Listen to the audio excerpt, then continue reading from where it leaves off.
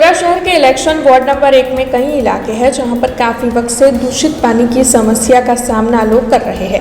इस मामले की बार बार शिकायत भी की जा चुकी है, लेकिन अभी तक ये समस्या सुलझी नहीं है। तब इस मामले के मद्देनजर वार्ड नंबर 1 के काउंसलर पुष्पाबेन वाघेला आगे आए हैं। कांग्रेसी काउंसलर पुष्पाबेन वाघेला की ओर से इस मामले के मद्देनजर म्यूनिसिपल कमिश्नर दिलीप राणा को खत लिखा गया है और जल्द से जल्द लोगों के आरोग्य को ध्यान में रखते हुए इस समस्या को सुलझाने की बात उस खत के तहत कॉर्पोरेटर पुष्पाबेन वाघेला की ओर से साझा की गई है। विस्तार होय ટીપીથેર હોય કે નિજામપુરા હોય, દૂષિત પાણી માટે અવારનવાર અમે સભામાં પણ રજૂઆત કરી છે, મૌખિક રજૂઆતો કરીએ છીએ, લેખિત રજૂઆતો કરીએ છીએ।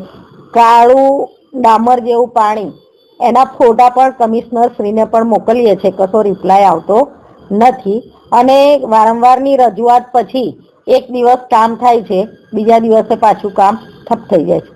અધિકારીઓના જણાવ્યા પ્રમાણે પાણીના જે ઇજારદાર છે તે માણસો પૂરતા પ્રમાણમાં આપતા નથી।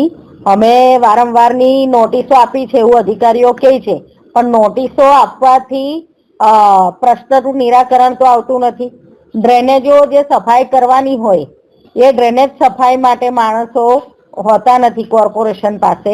આજે 4-5 દિવસની રજા હતી અને આજે કામ માટે કીધું અધિકારીને કે ભાઈ વિસ્તારમાં ડ્રેનેજો ઉભરાય છે અને એના લીધે પણ દૂષિત પાણી આવે છે, તો કે બેન એક જ માણસ આવ્યો છે।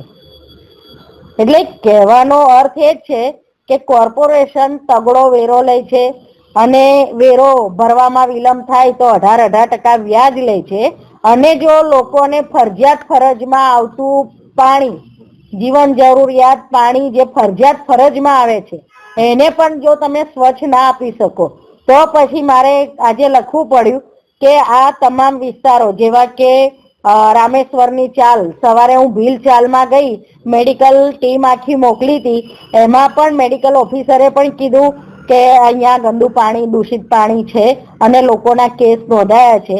તો રામેશ્વરની ચાલ, ભીલ ચાલ, કુમાર ચાલ, રસુલજીની ચાલ, મારા ત્યાં જૂની રામવાડીમાં, નવી રામવાડીમાં, સરસ્વતી નગરમાં બધે જ પાણી આવે છે। આજે પણ ત્યાં ગટરો ઉભરાય છે। જો પ્રશ્નનું નિરાકરણ ના આવે અને કઈ કોઈને નુકસાન થાય કે કોઈનો પાણીજન્ય રોગોના કારણે કોઈનો જીવ જાય તો એની તમામ જવાબદારી કોર્પોરેશનના કમિશનરની રહેશે। हमसे जुड़े रहने के लिए हमारे YouTube चैनल को सब्सक्राइब करें और नई वीडियो की नोटिफिकेशन के लिए बेल आइकॉन को दबाएं।